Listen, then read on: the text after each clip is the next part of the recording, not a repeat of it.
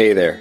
Welcome to Spiritual Unraveling with Ashley and Nate, a podcast about the sometimes messy process of spiritual awakening. We invite you to listen in as we discuss spiritual topics and themes showing up in our personal lives and out in the broader world. We promise to always bring our grounded and lived experiences to the exploration of these topics. We know that the process of awakening can sometimes be lonely and even scary.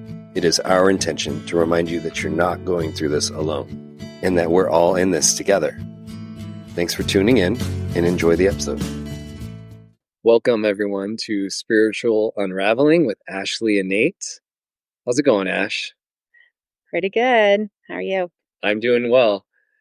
Today's episode it's going to be interesting. We're loosely thinking the topic is ineffability, or the ineffability of spirit, or the way that we try to wrap our head around enlightenment, or those kind of topics. And so we're going to do our best to handle some kind of amorphous topics that are kind of at the heart or the center of spiritual awakening.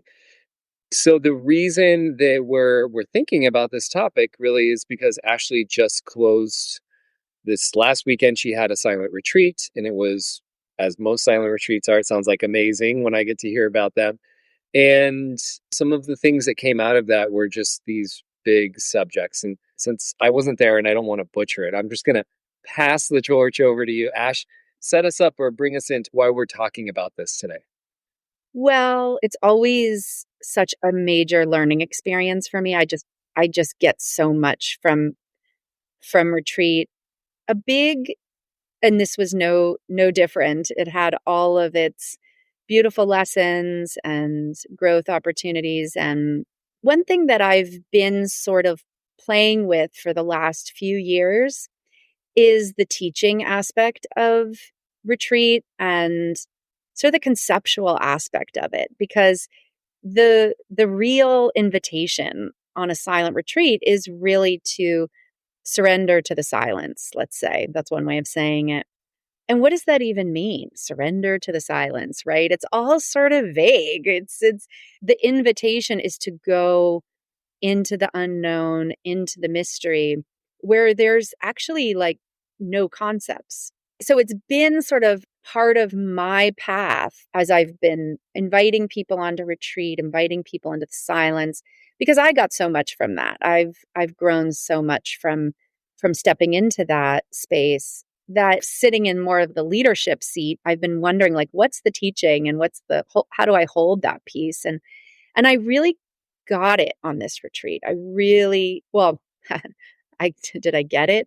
I got another piece of it, I guess I would say, in how little role the mind has in meditation. I mean, the mind doesn't really have a role in meditation. The mind doesn't really have a job to do in enlightenment or presence or beingness. I mean, it could take a back seat, I would say. It could have a back seat. It could be like in the wings, It might have some things to do, but it isn't the main player. And I think just that piece of letting go of the mind as being the main dictator, the main controller, the main manager of an experience, to allow sort of this mystery, this spaciousness, this silence, this presence to sort of be the main experience is just a real challenge. I mean, but I think that's the teaching. That's the challenge of retreat, the deep benefits of that,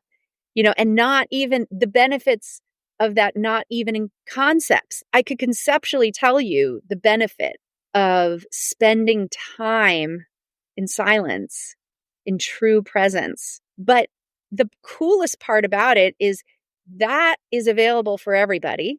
Silence is available for everybody. Presence is available for everybody. Enlightenment is available for everybody. And it only exists in your experience of it. It actually doesn't even exist in concepts. That's not a thing. So, the teaching on retreat are just these pointers and pointers and pointers to this ineffable place that there are no words for. We can try with presence and spaciousness and silence and grounded and all these things, but it's very, very confusing for the mind to really get a grasp on it. And that's the point. Right. That's the point. And so, yeah, it's what it brings up for people is confusion and frustration and emotions and, out of control or, it brings up a lot for people to start Yeah. to make the transition. And then eventually people start talking about, quiet and peace and love and open-heartedness. And, there's like, gosh, all this other stuff arises too in that space. So I could probably go on, but just like how this whole thing is meant to bring you out of those concepts and out of really understanding anything from the mind. It's a tough invitation for people, I think. And it definitely was for me, 100%. I was just like, this is so hard. I did not understand it for a very long time. Yeah, well, we're not really equipped, at least culturally, we're not really equipped to do things other than from the mind. The mind mentalism has dominated Western culture for like at least the last 200 or 300 years, for sure, like being very much entrenched. My fascination with this, when we were talking about this subject, I was listening to someone who was delivering this brief but poignant channeled message where this person was bringing through an angel, and the angel was saying, you cannot learn spirituality, you cannot bend spirituality with the mind. You cannot try to grasp these concepts and move yourself into presence or enlightenment or knowing.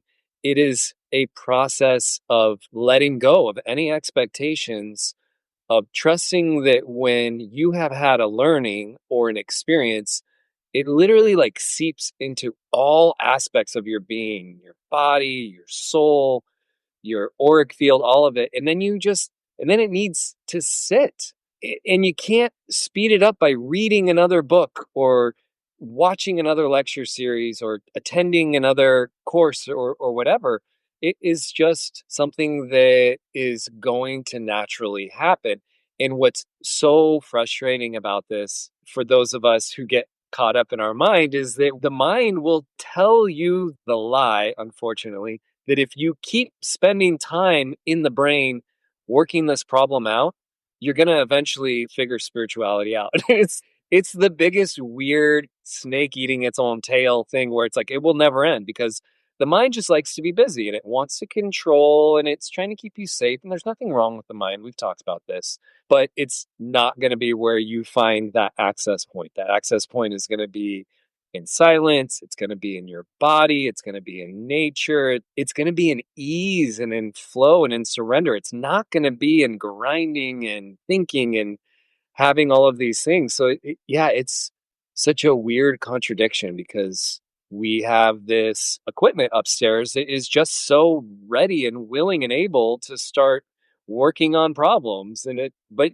your brain is doing math, and spirituality is like a completely different subject. It's like you're never going to get that answer from this thing, or I don't know if that's the best analogy, but I think you understand what I'm saying. You're not going to get there from there. And that ineffability that we're talking about is the acknowledgement that this stuff has its own time, it has its own way, and that the only real work for us, if you want to even call it work is probably not the best word, but is to allow and trust that this is your natural state, and that if you lean into that more and more, you're more likely to start seeing it show up in your life. Totally. That was great. I was just thinking that the best part of discovering that natural state is the absence of the ego. And the hardest part about discovering that natural state is the absence of the ego. The ego doesn't like it because it doesn't have place there. And so I think it's also really hard to avoid on the spiritual path to avoid bringing the ego in. The ego wants in, and it's not like even a negative thing. It's just an isness thing, which is the ego wants in. But as soon as the ego gets in, it's no longer your natural state. Because the natural state, I like that phrase because it's not a very woo woo thing to say. Like your natural state, Yeah. a baby or a dog maybe is in a natural state, right? They don't have like this kind of egoic, like self-reflective, I've got to manage my identity type of thing, you know? And when we hit those moments, we feel free, and we feel free simply because of the absence of the egoic state. I mean, we don't even know that most of the time. Where does freedom come from? Why does it feel free? It feels free from the ego's grip on it. And because the ego is limiting and the natural state is so everything, that has everything in it, it's so spacious, it's not limiting at all. So it feels free, it feels peaceful, it feels spacious. And then the ego wants to come in. And so a lot of the path is really seeing that. It's just seeing that. And you can't see it until you have some space from it. And Right. so that's the sitting in the quiet. That's why I love silent retreat. It's like deep dive in the deep end of silence to give yourself enough time to start to observe, oh, this is what my mind is doing. This is how my mind wants to hijack every moment, Yeah. you know, or this is how my mind is telling me that I'm a piece of crap all the time, or, you know, is judging everybody else, or is defending or protecting, or, you know, it has all these really, really important jobs to manage the chaos of childhood before we understand anything. But it's now we're in this place where we can see it's limiting our experience of the present moment, of our true nature. And so I think that's like the really challenging part of spirituality is wrestling. For me, it feels like wrestling. For somebody else, it might not feel like wrestling. But for me, I always feel like I get in these wrestling matches with these parts of myself because they seem so important, you know? It's like they seem so important until I really start to see through it. And I'm like, well, maybe I don't need that anymore, you know? So Yeah, the way that I kind of reconcile that stuff is that I feel like the ego, it is literally an overeager employee. It's taken on way too many duties. It's like, that's not your job. You're not supposed to be in every aspect of my being. The way that I conceptualize the ego and the egoic mind in kind of our earthly existence is that it is the part of you that looks at what has happened and creates preferences. It says, I like that, I didn't like that. It's like a discerner. It likes to categorize experiences, and when we do that, I like this, I don't like that. What that does, in my opinion, is that it's the fuel back into the universe of law of attraction. It's creating this, well, I want this reality because I don't like this thing. When you know what you don't want, you know what you do want. And that's the piece of it that's so beautiful. And that's why the ego should, in my opinion, the ego should never be destroyed. When people start talking like that, I'm like, that's not it, man. The game is a 3D game. You lose the ego when you die. And then you're a spirit and you're enjoying it, and apparently you want to come back because you keep doing it. So there must be some value to the ego, right? And I think it is in that defining of preferences and figuring things out. But that is a limited role. In the more we can safely and healthily define that role for the ego and then tell it gently, we don't need you for every single thing, and move back into presence, then we start to become a little bit more balanced, right? And that where we feel the pain is that the ego is just taken on way too many duties, and the brain, it will just keep saying yes, yeah, we'll just keep taking stuff in and taking on duties, keep you safe, quote unquote safe, and it squeezes all the life out of experiences. You know, you shared this beautiful moment. I hope it's okay. I'm going to share it a little, and then you can go on it. Where I'm having the meta moment of creating a narrative of an experience while you're in an experience. And you had said, "Does that ever happen to you?" I'm like, all the time. Like that's one of the ways the ego has overstepped. It's creating a narrative while you're trying to be present, and the experience is the ineffable thing that's happening, and it's soaking in through all of your senses, and you're feeling and you're getting all these things, and then the brain or the ego jumps in and it was like, well, let's start figuring out the story that we're going to tell people about this. And you just, that's kind of that's a perfect example of overstepping its role. So I don't know, what do you think about that? Well, yeah, I was telling you about this experience I had on the retreat where I had gotten just really dropped into a pretty quiet place. And so it was really noticeable to me when this part of my mind just came on board, started telling stories, like stories about what was happening on the retreat or different things. And it was really noticeable to me. And so I just engaged with it. I just kind of brought it in and was like, what are you doing here, storyteller? Like, what's your job? And I asked it, are you are you protecting me from something? Because I had been working with these other protections, and seeing it as protection actually really opens up a lot of the root of some of our parts of ourselves that are active. And so I said, "Are you protecting me from something?" And it said, "Yes." And I was like, "Oh, okay. What are you protecting me from?" And this storyteller part of my mind said, "Total annihilation." And I just loved that, and I spent the rest of the meditation just letting myself surrender into total annihilation, and to me, how I interpret total annihilation is you are not any of your stories. You no longer exist as the story of you. You're just the raw experience of what you just said, being in your body, your senses, this moment to moment present experience. To me, that there was something in that was total annihilation meant that Ashley didn't exist. The story of Ashley didn't exist, just this experiencer was there. And it was pure bliss, man. It was like what I imagine death is. Like, there's pure bliss in that. But the other aspect of that was kind of cool that kind of came was this idea of storytelling kind of showing up, that there's also a really beautiful space in our 3D existence. Like, I love that you said that, where stories are beautiful.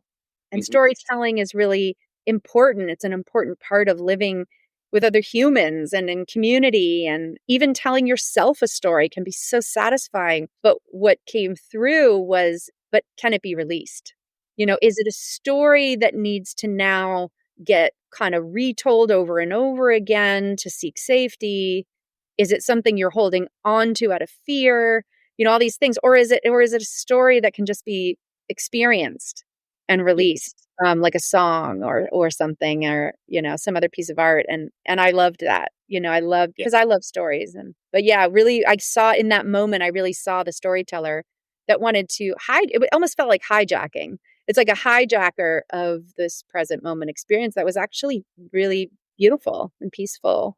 Well, I Yeah. want to jump in there because there's a lot there. One is I want to just highlight that when the storyteller came in, instead of being judgmental, you were curious, right? And so this is a small moment you had, but this is actually a meta principle. When you start identifying when the ego is coming in or when the storyteller or when a part of your brain is doing that, what you did, Ashley, is great, which is like engage it a little, get curious what's going on there, and kind of figure it out instead of just being frustrated with it or judging it, or more importantly probably judging yourself. It's like, I'm not a good meditator because now the storyteller showed up and is hijacking my story.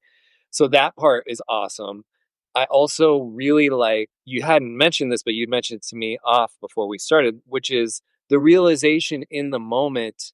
I know that when I go to tell this story, the information is going to be there. I don't need you rehearsing it for me when I'm trying to be present, Mhm. right? Which is also this like interesting way. It's like talking to a child, right? You're like, it's okay, I understand what you're doing, but I don't need that to happen because it's going to be okay. I won't forget about this thing. And so it's just it's such a gentler and more forgiving and grace filled way of kind of engaging the mind and the ego. And I think one of the things that we can point to is one, that you've been doing the work, you have a rapport with this part of you, but also just that is the power and the invitation of intentionally carving out silence.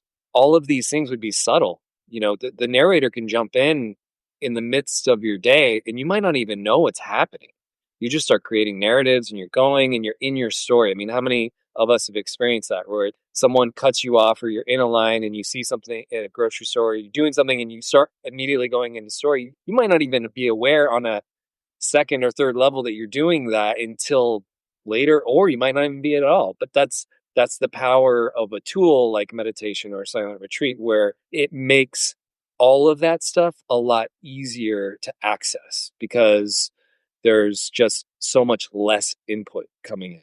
Totally. I'm so glad you said all of that because this was another aspect of this experience that happens in meditation and in self-inquiry. It can happen in therapy, it can happen in any kind of like self-realization modality, but it really happened in this moment because the moment that I was quiet enough to really identify the storyteller, I realized that I this storyteller had been a part of my experience of my existence, for my whole life. I mean, I just I can't remember life before the storyteller was there, but I had never ever interacted with it directly. I had never brought it in close to understand it or question it or be with it. And so there was this other outcome of this where when we recognize and see, and instead of trying to get rid of or judge or fix or solve, when we're just curious and welcoming, there's a beautiful intimacy that happens because whether you reject these parts of yourself or you welcome them in, they're there Hmm.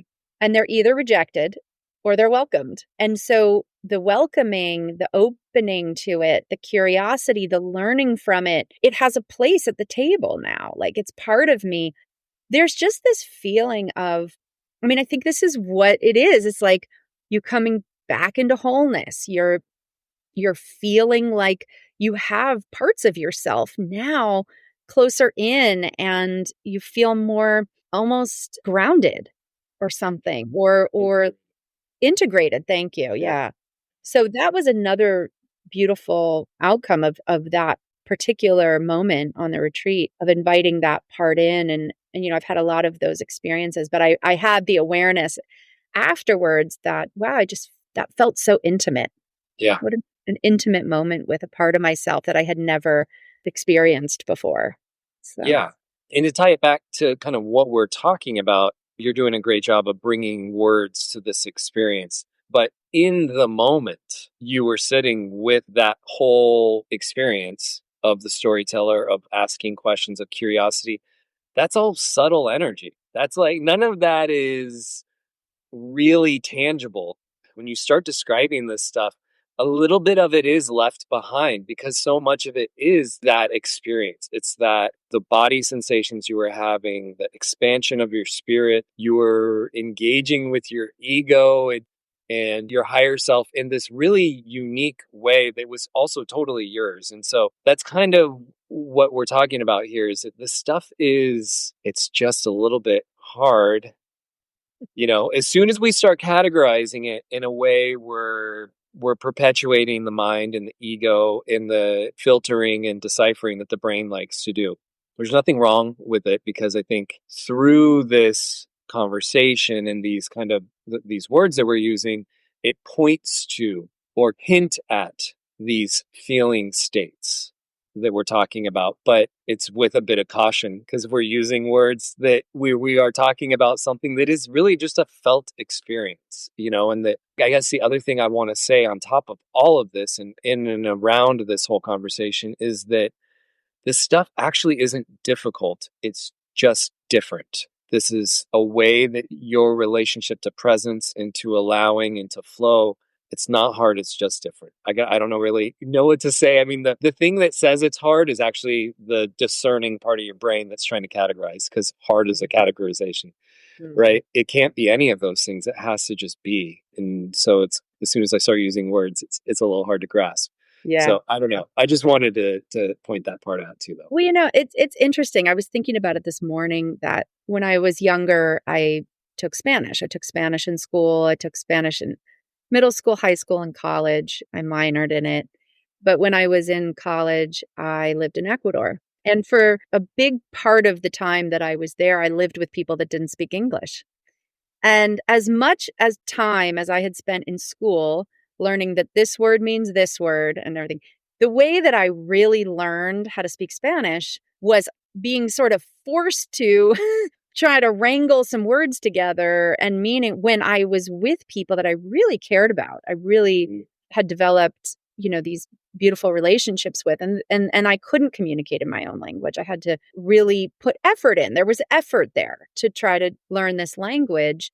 But a beautiful way of learning it was just observing, them speaking in different scenarios, different situations, maybe taking it in, not so much mentally, this word means this word, and doing the translation in my mind, but start to really like get the transmission of, oh, when you're waiting for the bus, this is what you say or something. You know what I mean? Like if you want to tell somebody, hey, wait up, you just start to get the language in a different kind of way, it comes in. And then I remember 3/4 of the way into my time living there, I would have dreams in Spanish. My dreams would be in Spanish. And I was just so, amazed by that there was a part of me that knew Spanish. Like it was like some part of me already knew this language, had taken it in enough that it knew it and it could speak it seamless, easily in my dreams. But in order to really drop into that, I would have had to drop out of the mind. I would have had to drop out of the translator, right? You just have to almost like let go into this other part of you that already knows, but maybe your mind, that mental efforting. The mental efforting gets you to a place where you can release the efforter and just sort of like drift into like, I might not get all the words right, but I know some things, and that's kind of what it feels like. It feels like to me that there's a certain amount of efforting. There's a certain amount of trying to understand from the mind this stuff. But the real bang for your buck is going to be when you let go of all that stuff and really just drop into like this part of you that knows. Yeah. And we're just coming home to this part of you that already knows, and it's already there for all of us to let go into, to surrender into. And we've been so conditioned away from it, just so conditioned away from it, wildly conditioned away from it. Most of us living in this Western culture, we're nowhere near nature or the ways that maybe more indigenous cultures or ancient cultures like understood our connection with the earth and the cosmos. Like we're just like so far from that. And so this pathway of like surrender and letting go of the mind, it just takes practice. It takes some effort. And then ultimately it takes some point of permission. The ego, the mind, the body, the person says, okay, it's safe enough to surrender to this other part of me that already knows. And that just can only come when it comes. Yeah. You cannot make that come. For me, there's such delight sometimes when I see somebody give themselves permission to let go. It's so amazing. But there's no way to make any of that happen. Like that's the point. It has to just sort of appear. That permission appears. Yeah. And then the journey shifts because now you have permission, and maybe there's a second phase of seeking where you're like, oh, I know this thing. Oh yeah, it happens in surrender. Can we practice surrendering, and then it's just there. It's more available. It's just more available. It's easier to drop into, and you can just start living there and seeing life from this other place. And, you can look back on your conditioned mind and be like, whoa, that I really had it wrong. That's not really what this is about, and not from a judgmental place, but just from this kind of like wonder and awe Yeah. of, Acknowledgement, really. yeah, Yeah. acknowledgement. Yeah. The two words that were popping out for me when you were describing that was, well, what you were just talking about, like, is the permission is also just the trust, right? It's the trust that even though this process in this energetic field and all of this stuff is not apparent to us in our 3D mind, I trust that it's the underlying connective field to all of us. And when I think about that, and I was thinking about you talking about the Spanish language, and we're talking about ephemera, and we're trying to figure these words out. Also, another word that came up to me was like essence. There's the essence of these teachings and these knowings. It's like, it is really like a transmission. And to bring it back to kind of 3D to just kind of prove a point is, I walk outside and get into my car and go do tasks or to go do whatever. And I turn the radio on and I never think about from walking to my car from walking to my house to my car that I'm being bombarded by radio waves that every single frequency has a different, like, amazing song on it. And I'm literally walking through it, but I can't see it. I can't perceive it. I cannot feel it. And yet it's there. And it is, if you can tune it to the right thing and you have the receiver dialed in the right way, this whole world opens up. And I know people have talked about this for a long time. This is a great metaphor for it. That is a bit of the trust. Before you knew the radio waves were there and before you had the receiver, that, there was still waves, there were still cosmic waves running through us. And at this time on the planet, we are in the process of creating a radio. I think we are fine tuning ourselves. And some point soon, there's going to be a massive amount of people who are going to start receiving these transmissions, and it's going to freaking change everything. And I think we're in this process of how do we gently guide people or help people who are curious. Like, nobody can really get you there or open the door for you, but we can help show how it worked for us. And maybe here's some other things that we know can increase the chances or likelihood of this. That's like actually probably a great place to end. The idea that this is all for picking up a different signal. Yeah. And, I can't tell you what signal you're going to pick up because we're all our own individual radios and we're tuned in. We're all connected, right? That there is like this bigger frequency, but I do think that maybe that's what the whole thing is for, this ineffability. I'll just share this. Last night in my in-person Sangha, there's a man who's been meditating for 30 years. He's a long-term meditator. And he said this funny thing last night. It was not that funny, but he said, maybe meditation is all just for me to be a nicer person or something like that. And I was laughing. I was like, that's a really simple way of saying it. Like, there are these just really powerful, powerful benefits. Because if you think about it, if meditation just was there to help you be a little more patient, a little kinder, think about each one of those choices and how that sets off a whole new set of experiences for you and everybody in your life, and then all the people in their lives. And it's like you start to tune into this massive, massive, I don't know, one woman on the retreat was saying she felt like we were all just these bubbles that had joined together and become this massive bubbles, all connected. And if one person popped, we were all going to pop. But yeah, you really start to see your place here. Like, what are you emitting on your radio frequency, Yeah. So, Yeah. so anyway, I like ending on, there's something about going into the mystery to discover your connection to all that is. And you just can't do it from the mind. Doesn't. I think the mind, and to keep this analogy going, I mean, the mind has us believing there's only one station. Right. There's only one channel, and it's not true. And Right. this ineffability is realizing that there's so many different frequencies you could receive and emit.